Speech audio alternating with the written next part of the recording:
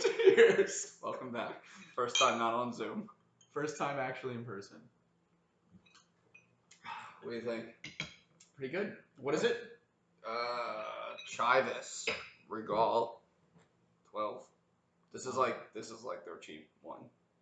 We should just be sponsored by their cheap one, and just from now on only drink. It's not that cheap. It's like $30. I was gonna say that doesn't look 12 years age is never cheap. It's like $30 is way more expensive than the whiskey I used to buying. For Scotch, $30 isn't much. Okay. So that's I'll take $30 is very expensive for my whiskey. Yeah. Kind of swore. All right, so today we're here to talk about the cabinet of Dr. Caligari. Oh my God! We forgot Calamari. Fuck. What's the name of our podcast right now? Colin and Sean podcast. CNS. Bless you. That's the name. That's the official name. It's just gonna be sneezing. Bless you. Should we start over? What? No. We'll cut it. Oh my goodness. We're keeping going. Keeping the sneezes in there. Yeah, one straight shot through. That's the easiest way to edit. The easiest way to edit is no editing. Yes. So it's the cabinet of Dr. Caligari, right? That's the official name? I just wrote down Caligari. I wrote down Caligari also. And yeah, we did forget the calamari, but imagine that we're having calamari right now. I almost said Caligari. All right. So I did a little bit of the base research, just so everybody's got a little bit of a background on what's going on. Sean did not do any base research, so he was very lost when we started this. I knew what was going on. Okay. I knew That's what I gotta say. We also watched two different versions, which I think we should point out. Mine was an hour and 7 minutes, and Sean was 72 minutes. Yeah, 72, 73 minutes. Yeah, so it was a little different. I watched mine on Tubi, and you watched yours on Vimeo? Yeah. Yeah. So, a little bit of a fun fact. Hans Walter Conrad was the main character, the main actor. I believe he was Caesar. And he was in over 100 films. He was also in Casablanca, which is a film I've actually heard of. And then... I've heard of that too. Yeah. Good old-fashioned... Maybe that's our next one. We'll see. Maybe. Him and his wife both fled Germany during World War II because they were Jewish. Now, Robert Wien, he was a famous film expressionist, or German expressionist filmmaker, and he also left during World War II because he was also Jewish, and he made a ton of films. Okay. So, a little bit more about, I don't know anything else about him. But the movie inspired different people and different things, so I know you picked up on it, but there was Virginia Woolf, who I didn't know who she was, but I found out she was a modernist writer in the 20th century. David Bowie, which I feel like you get that from like his costumes and stuff. I can see it. The makeup that he wore. Yeah, like think of Labyrinth and like how his makeups were all like. I think I saw that. Oh, that could be another movie. That movie's fantastic. All right. It's just weird as hell. All right. And then we have like Tim Burton. So like when I was watching the movie, I immediately thought of Edward Scissorhands.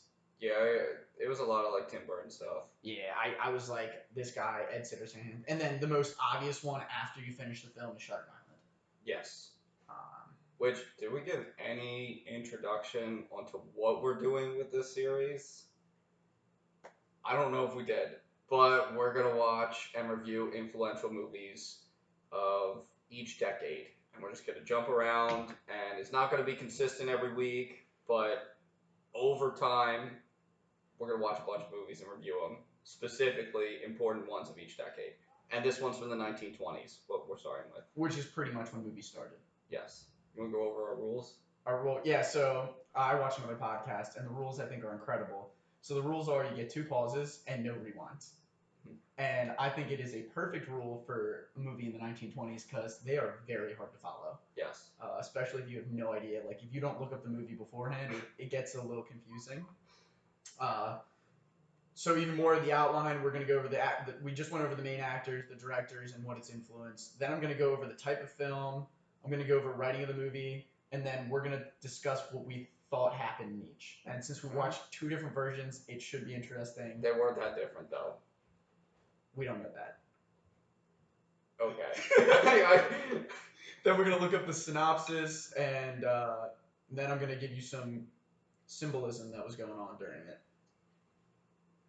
So during the 20th century, or like the 1920s, expressionist film was like a big thing, and this was because in 1916 Germany banned foreign films. So a ton of movies were all made in Germany, and they had this expressionist like view. And I don't know if you noticed this, but it's all about sharp angles and weird angles. Yeah, I saw that. And like crazy artwork in the back, and the goal is to sort of get you to feel like you're like off kilter, which I think worked really well. Okay, often portrays madness, insanity, betrayal, and other intellectual topics. Well, yeah, I mean there was part of this movie where the two guys are fighting over this girl, which I don't think we got the girl's name. There were not two guys fighting over a girl. Oh my god. Did we even watch the same movie? No, yeah. The second guy who died. They were not fighting over her. They No, were no. like, we're totally cool with it. We're like, we both want her, but yo, whoever gets her wins. That's like a passive aggressive fight. Okay. Once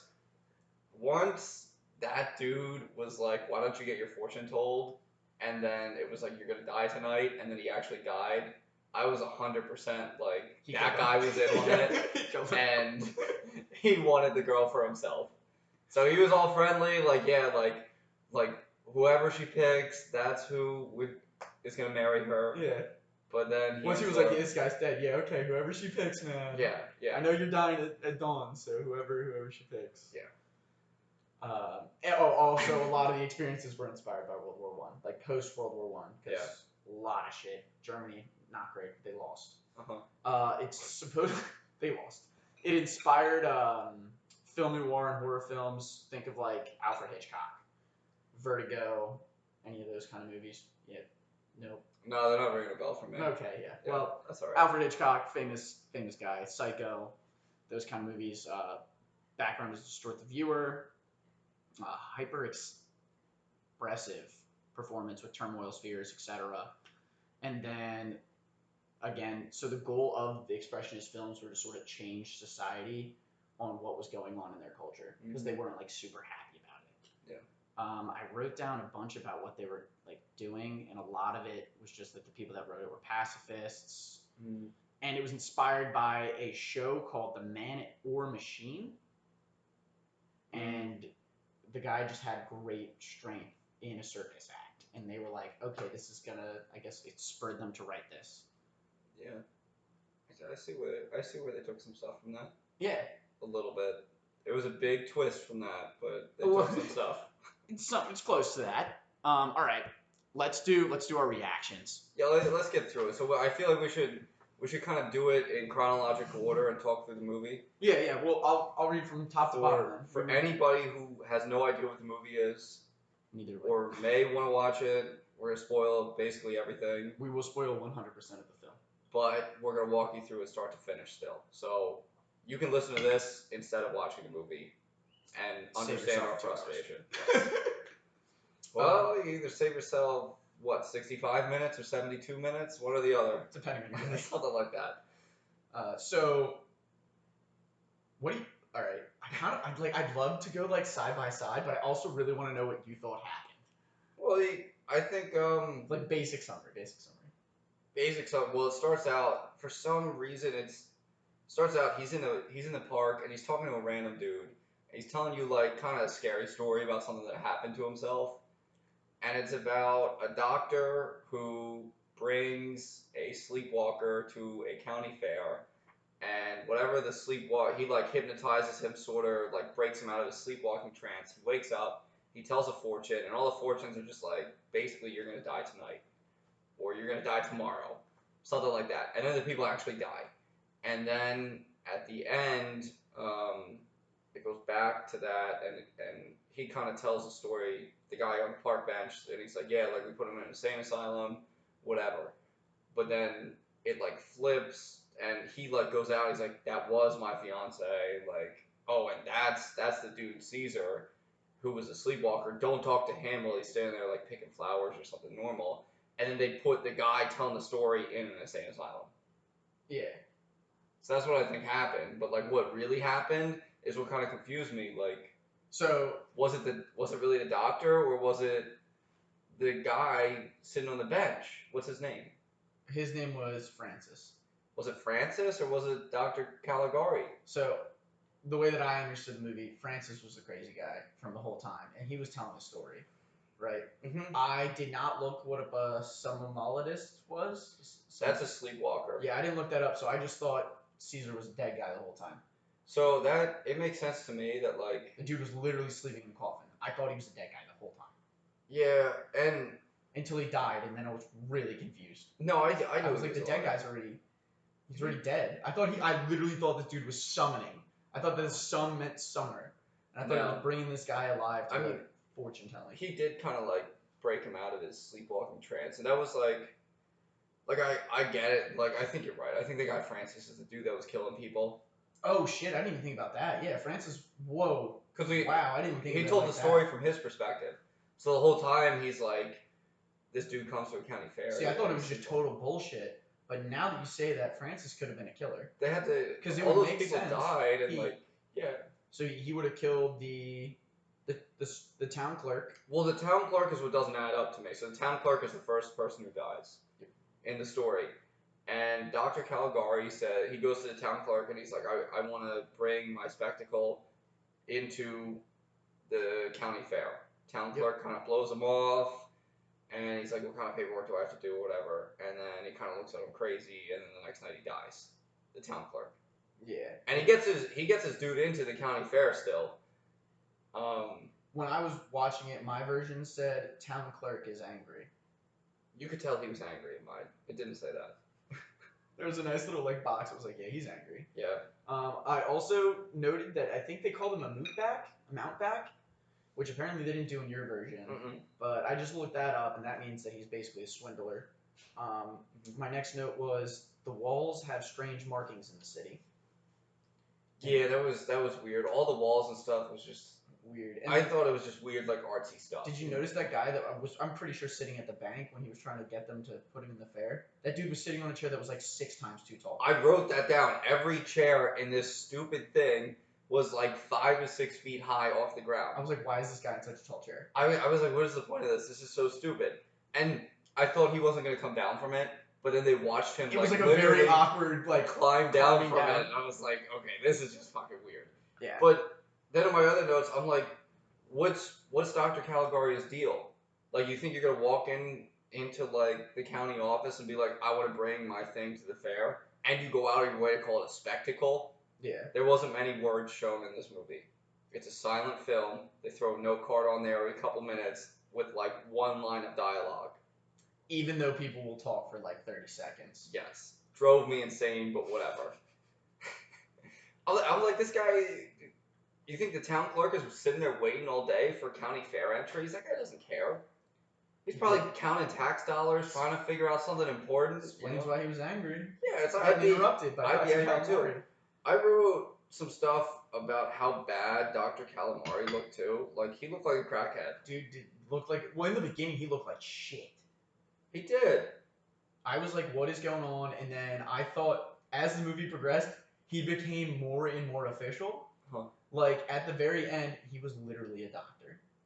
Like, yeah, okay. When you saw him in person at the end, like, post-story being told, completely different. Oh, yeah. Also, alright, we'll get there. But, like, at the end, like, the one part, like, he was like, oh, the doctor is actually the doctor here. What the fuck's going on? That's when I started to lose track of everything. Town clerk died. I said, Calamari's behind it, question mark? Yeah, I thought that too right away. It was obvious. Yeah. Caesar's been asleep for 25 years. Did you catch that one too? Yeah, he's been asleep his entire life.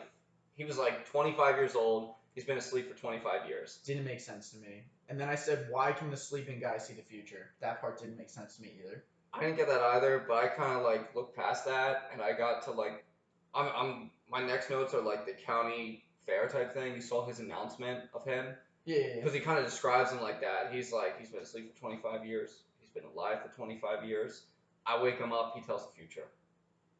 And he knows the past, he said too. I don't think I got the past part. I didn't know about that. In mine, it said he knows all the past and he knows the future. Okay. It's kind of like a clairvoyant, or would you say he's like omniscient? He knows all. I don't know. I guess, yeah. But so I'm like, and then they're all in there, and he's like, "Come up, ask him a question, any question." Caesar predicts death at dawn. Yeah, he predicts that this guy's gonna die at dawn, which the guy's name is Alan, and he's best friends with Francis. And Francis and Alan, right before this, decided they both love the same girl. We don't know the girl's name. Maybe you know her. I did not catch her name. They didn't use a girl's name. Just a girl. They both love her. That they is said, my fiance. We're gonna be friends, no matter what happens. But she's gonna marry one of us, and it's up to her. And then they go to this thing where they predict that the friend dies. Yep. See, I think in my version, they predicted the friend's death before they started talking about loving the girl. Because I was like, okay, these two dudes are hanging out at a fair, and they're like, oh shit. Mm-hmm. Maybe that happened in mine. So my reaction to that was like, what's the deal here? Does nobody smell bullshit? Okay, like seriously, town clerk gets killed, and he's pissed off at the town clerk. All of that aside, I'm talking. You're at a county fair. Some dude up on stage who is like 8 months overdue for a haircut. Yeah. Like he's not even standing up straight. He looks like a crackhead, basically in a cloak. And he says this guy's been asleep his whole life. He knows the past. He knows the future. You walk up, ask him any question. He says you're gonna die tonight. And everybody's like, the guy's like afraid. He's like, oh my god, this is really gonna happen to me. Like, can you imagine like somebody telling you that right now? I go to a county fair. I'd be like, you're a crackhead. Crackhead, go home. Go home. I'm not listening to anything you say. You're insane. I'd be like this Carney. I'm not listening to him. I would think it's Carney's hilarious. Probably a sense of term. But I'd be like, no way. Hilarious. I'm like, where are these people? I also think that the guy was going to kill me. Yeah. I would not think that it would happen any other way besides that man. Yeah, but when everybody's freaking out, I'm like, where's your bullshit radar? Does it not exist? Is this why Con Man existed in like that? He fucking died at dawn. So he did die. So maybe they should believe it because he actually did die. Yeah, he did die. My next note is the police hats were all different sizes and they were really weird. Oh, I didn't notice that. Oh yeah, that got me going. I was like, why do these police not have like a simple uniform that everybody has? And then they pretended that they caught some dude. The dude claims he didn't kill the other two people. Did you get that? Oh yeah. He was like, oh yeah, I was definitely trying to kill this woman, but I didn't try and kill the other two people. He said like his alibi was that he could pass the blame for the murder onto this other person. Onto the guy that was committing the other murders. Yeah. But at the same time, I was like, why is that going to get you off when you tried to kill somebody? Like, you were still going through with this thing. Like, you wanted to kill this person clearly. Like, just because you thought it would get passed off onto the other guy doesn't make you a good guy. I thought I could get away with it and just blame it on the other people, so I shouldn't be allowed to get away with the murder. And then I also thought it was funny because right before they were going to check on if Caesar was in the cabinet, they were like, oh, okay, that guy's guilty. We don't need to investigate anymore. Yeah, you have a good one. I was like, what? We caught some guy trying to kill someone, so you're in the clear. Yeah. And then just walked away. Yeah. And Caligari was like, all right, sweet. Thanks, have a good one. Then my next note is, Caligari. Was Caesar the killer? Why is he taking her? Oh, yeah, because that's when Caesar tried to kidnap the fiance.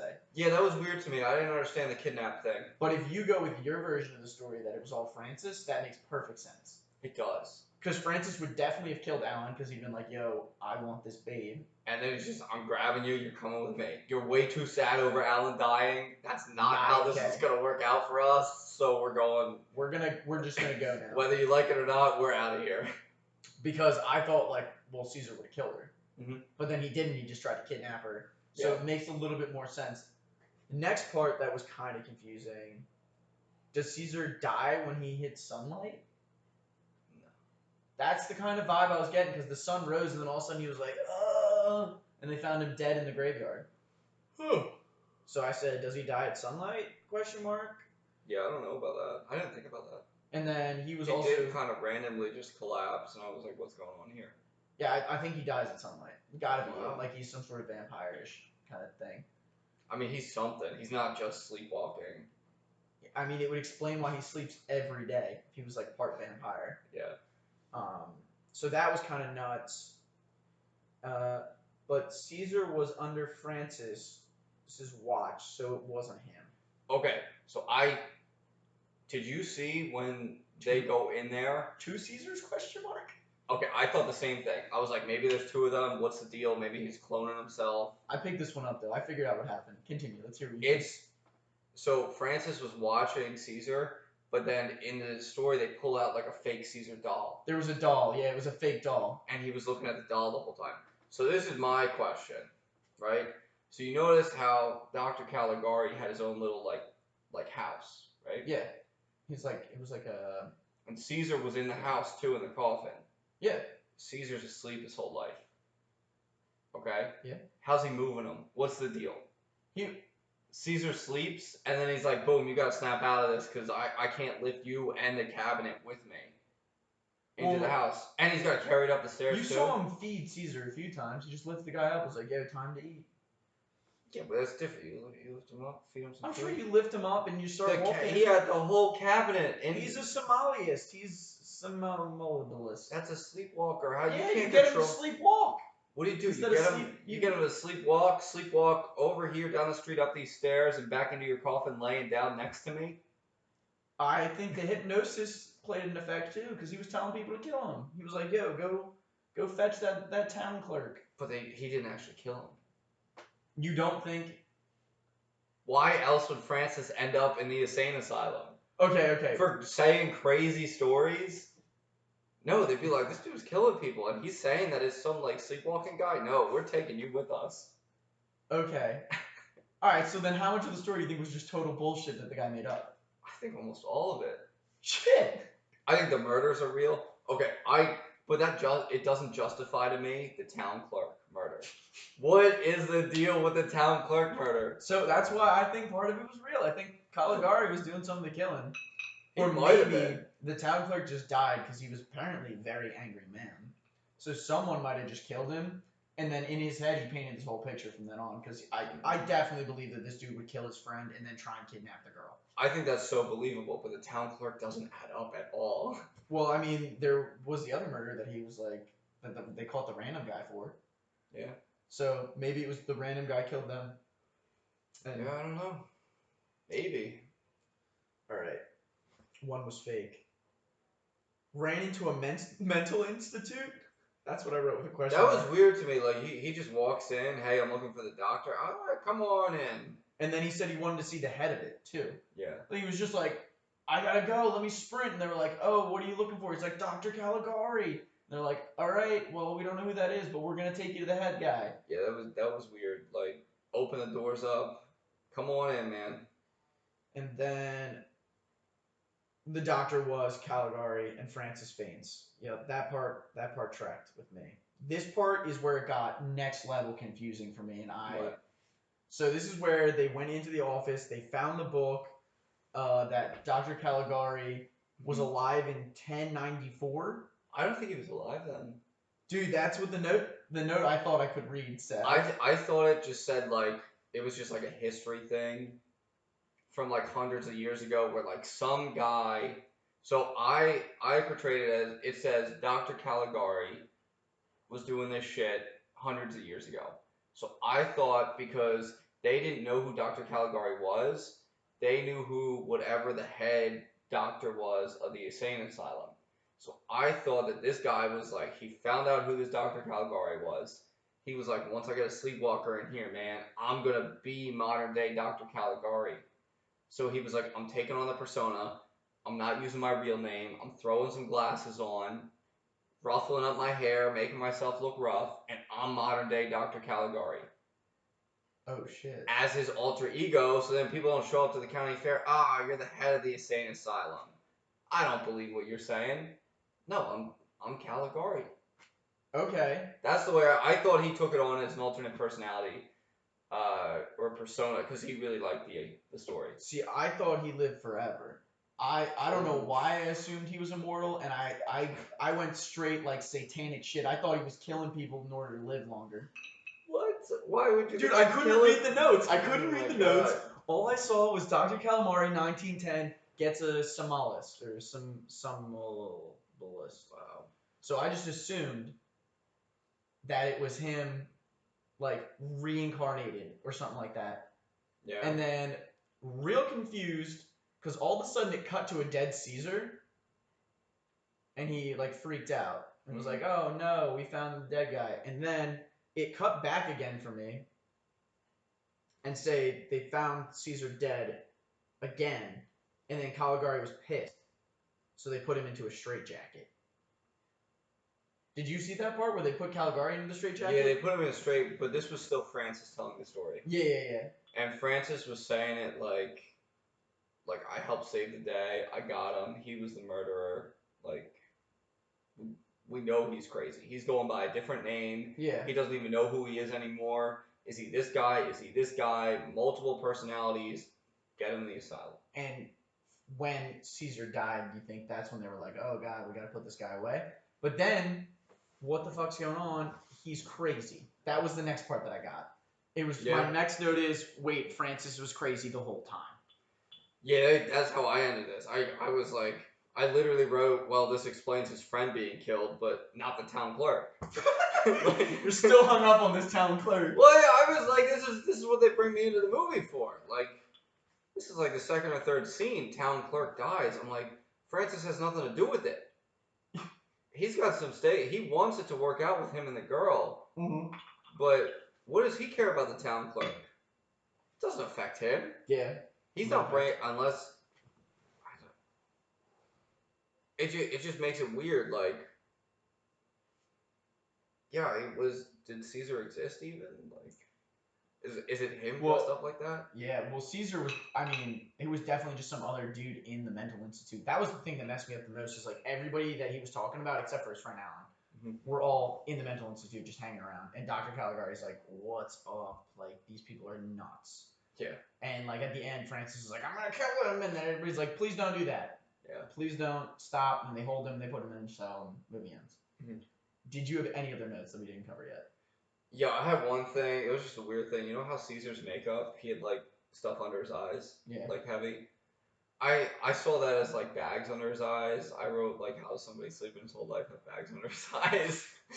Like, what's wrong with this guy? I was like, that doesn't add up to me if he's really asleep his whole life. Yeah. Interesting. Anything else?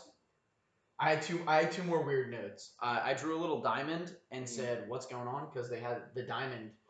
I don't know if you noticed that, but anytime they zoomed in on people, it was always like a weird diamond shape. Yeah, the rest of the screen was black, but they were all in diamonds. I thought that it was just like something to do with the camera. Yeah. Like square lens or something, and they just zoomed in, and that's how it looked. And then my big note is that 18 minutes in, they did see a polar bear. I saw a polar bear on a leash 18 minutes in, and I was really confused. Which in my version, there was not one of those.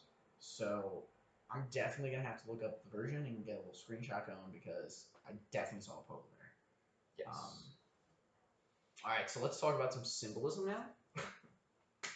So some critics, they've interpreted it. They said it represented the German war government, with Caesar as symbolic as the common man, conditioned like soldiers to kill. Other themes in the film include destabilization, contrast between insanity and sanity, and the subject's perception of reality and duality of the human nature. What are your thoughts on that, Sean? I mean, like, what's the date on these critics? Like, is somebody saying, like, post World War I, like, damn, we were all conditioned to kill, like, or like, is this like 80 years later and it's like, yeah, like they conditioned them to kill and that's what they were writing this about? Yeah. Like, I feel like if it was critics from back then, I think then yeah, that would be accurate, because I mean Caesar literally just. Yeah, but just like I'm didn't saying, ask like, questions. Just did World War I end and they all just snap out of it and just be like, yeah, we started this war for no reason or something? No, maybe they were just like, they were just blind to whatever the government said, and that's what they were saying is like, hey, maybe because both the writers were pacifists. Mm-hmm. And they were both like, so they were probably like, yo, this is screwed. Society today will just kill based on whatever somebody tells them to do because they're just brainwashed. Yeah. So, I mean, I get it. Especially if you're a pacifist, you're going to definitely have that view that, like, hey, the government's trying to, like, mess with you. Yeah.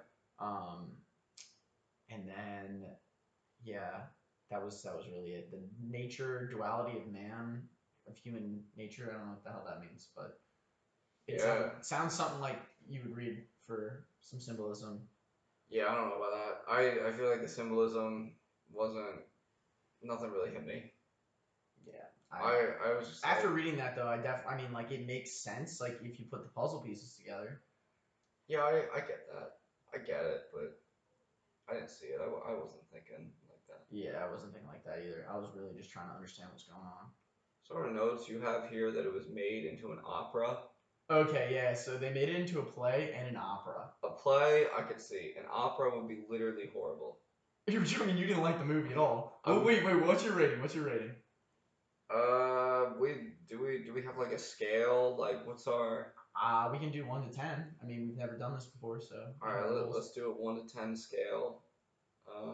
See, you got to factor in it is a 1920s film, like one of the first. Yeah, I know, and that's what I'm thinking too. What's your rating? I'm giving it an 8. What the? What? All right. An 8? Are you kidding me? Yep. I gave it a 4 out of 5 stars. I think that's fair. So name a movie that's a 7. It's okay. Come on. Relax. I can't name a movie that's a 7 off the top of my head. We're gonna watch a movie that's gonna be amazing in like a month, and we're gonna sit back down, and you're gonna be like, yeah, 6 or 7. I don't know. Okay, but you got to think about it, right? Probably one of the first plot twists to ever happen in a film. Yeah. I mean, it was enough for us to talk about this for a while. I was thinking this is if we're thinking in 1920s, like I don't really have any context in 1920s. I also have the impression that it's just boring in general entertainment then, because there wasn't really entertainment before then. Dude, they like didn't even have movies. Yeah. Today, like I watched this, I was just like by today's standard, I would say like 1 to 2. Well, yes, if you go by today's standard, I feel like you gotta put yourself in the thought of what this was at the time and how influential it was. Like if I'm living, I mean, I guess. Like I mean, I probably will never watch this movie again. I'm never watching it again. I don't think I can give it higher than like a 5.5. Okay. Well, I see a 5.5 though. That's not far off what I gave it. An 8. An 8 might have been aggressive. My 8 is very aggressive. 5.5 is the highest I could ever give it. I feel like a fair score is like 4.5. This is one of the only movies in the world that has a 10 out of 10 on Rotten Tomatoes. 4.5 is my final score. I'm locking that in. All right, I'm giving it an 8. So since we talked about never watching it again, I actually have a few more. How do you give something like 8 out of 10? Well, see, because I would actually watch it again just because there's like 6 more versions, and I really feel like I missed something. No, but you wouldn't watch the 1921. Yes, I would. I would watch your version of the 1920s one because I think I missed something. I had 10 minutes less of content. So. You want a little bit more? Yes, please. There you go. Thank you. You can. I'll do the 2-finger pour. So, Genuine is another sequel. Pour it as much as you want. I don't care. That was a big 2-finger pour. Genuine was the next movie made by the director, but when you Google Dr. Caligari's sequel, that's what comes up. So. I wasn't sure if it was an actual sequel. Just so you know, I'm not watching it, even if people think it's a sequel. All right. So Sean's out for that one. So then there was The Cabinet of Dr. Caligari, made in 1962, which I believe was a spin-off of the original film. And which, I mean, you did say the next film you wanted to do was from the 60s. That was hypothetical, as in like if the 30s were this painful, I'm gonna have a very skip a couple decades. Yeah. So then they made a remake again in 1989 called Dr. Caligari, and then they made another one in 1992 called The Cabinet of Dr. Ramirez. Anybody who is on the fence about continuing to listen to this series, just know that I am not doing a review on another version of Dr. Calamari. Okay. And then I think the 2005 Calamari would be great. That is the most recent remake. Was 2005. An indie film guy like made his own version. Wow. But good for that guy. I'm not watching it. People love this shit. They I think know it's they the greatest do. film ever. But Honestly. it's just, it's like, this to me was like looking at like abstract art. Like, you know the art piece of like the taped banana? No, I've never heard that. You've never, okay, so there's a piece of art. It's sold for like 120,000, and it's a banana duct taped to like a canvas. And somebody paid $120,000 for it because they appreciated it as fine art. That's how I see this.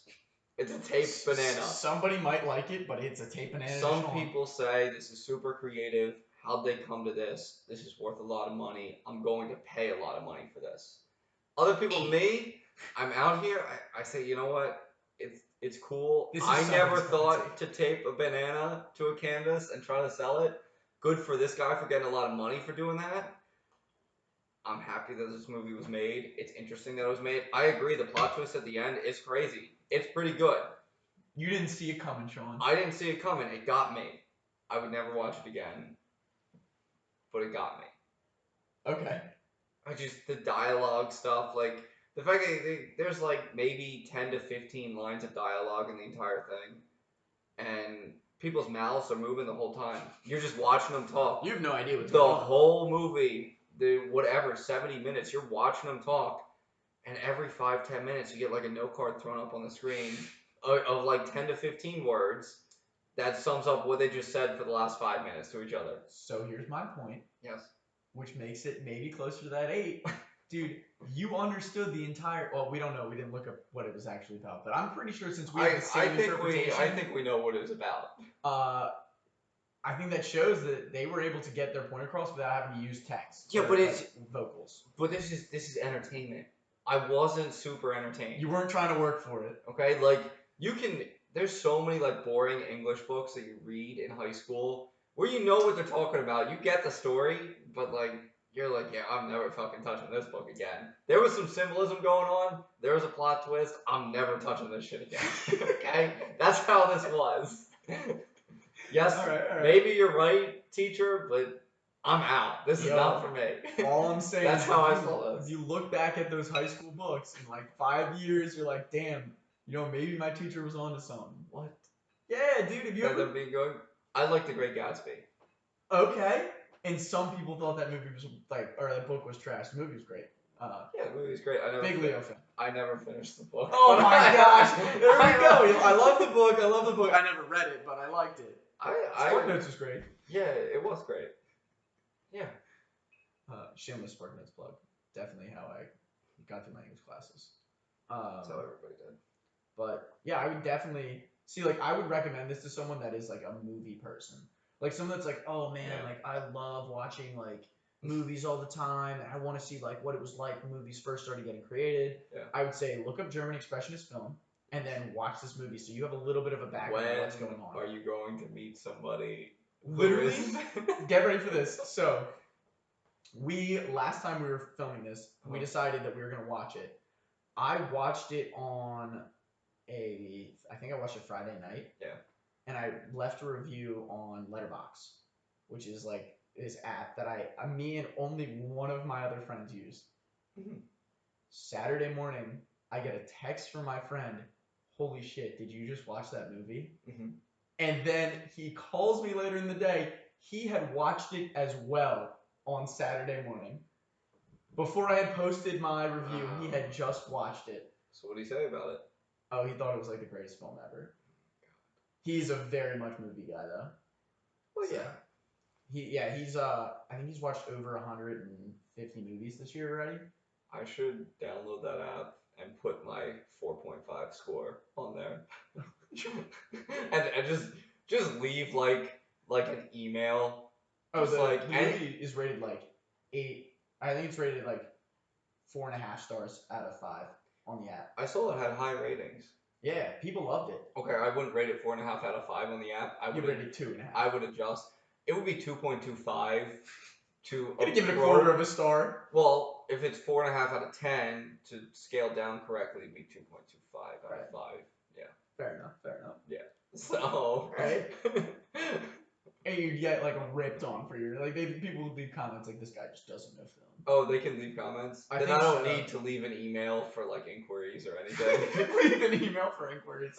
If you got a problem, C and J. C and S. What's C and J? Where'd the J come from? I don't know where the J. C and S podcast website, Mm-hmm. email link, Gmail. Yeah. We haven't gotten an email yet, but no, next week we'll have an email, and you can email us literally anything you want to email us. I'll read them, and we'll think about it. Whatever the topic is, we'll do it. Yeah, if you want to email topics, we'll do it. Movies, we'll do it. We're open to talking about anything. Yeah, I mean, if someone suggested we watch Dr. Caligari's Carnival for every day for the rest of the year, no, I'm not saying it's a bad idea. I wouldn't do Sean that. would learn to love it, and he'd recognize the polar bear in minute 18. No. Watch every single different version. No. Just the change of like the background music. Tell them your thoughts on why there was background music. And you were pissed that there was no vocals. Well, I just didn't understand why like they could put background music into the film, and like maybe their cameras at the time couldn't pick up sound and they could only pick up the video. But I was like, if they can edit in background music, why can't they edit in like a voiceover type thing? And my thought, and you guys can leave an email if this is true or not. An email. But I don't think that the sound was added until later. And I think the sound was actually played live when people were watching. I think that makes sense to me. And that would make sense, but I don't know if it's true. That is But how wasn't this a movie? It wasn't a play first. It was a movie first. So they would just go into the movie theater and they just... That's crazy. And, unless it's only people played. pay a shit ton of money to watch Lord of the Rings movies with live music. Yeah, but that's today. Exactly. It's not then. Those people, if this is one of the first movies ever, they're like, you want me to go somewhere and watch something on a screen? What? Their minds were probably blown, dude. They're like, holy shit, that picture's moving. Yeah, but everybody's gonna want to do it, but it's just gonna be like, we need a whole orchestra there too, really? I mean, it was definitely somebody's job. People go to see the orchestra alone. Now imagine you're like, wow, I'm gonna get some great tunes and there's gonna be a moving picture. I just see it. I'm thinking like all over Germany they're showing this thing. And it was probably a huge hit. Actually, so Expressionist film got really big in Germany, and then they started exporting it to other countries because people loved it. Well, we looked up the budget too. The budget was $12,000, which was probably Deutschmarks, and then the box office was 4,000. They only made 4,000 from it? Yeah. So they lost big on this guy. Yeah. Which kind of justifies my point. Well, in that case, it really should get a 33%. Yeah, like I mean, it really does. Like, if it was such a big deal, then like maybe just like artsy people, like hipsters back then, were like, yeah, we're watching movies, and old people were like, we don't watch that shit. I don't want none of them moving pictures. No, hipster stuff isn't gonna last. That's what they said. That's it, because they had the term hipster back then. These crazy hipsters. They probably had something along the same lines. He probably just called them pacifists. These crazy pacifists. These people that don't believe in this war. Mm-hmm. They don't have patriotism. Mm-hmm. Well, I don't know what else we got. I got nothing. I mean, if somebody loves this movie, send us an email about it. I might. You know what? That's a lot to say right now because we don't have an email address yet. I think we should just keep being like, yeah, just send us an email. We don't have an email address yet, but we'll have one next week. I promise there will be an email address.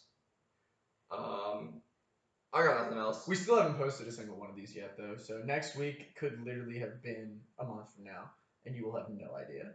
Okay. I think it's time to cut this. And it was a good night. Give it that cheers.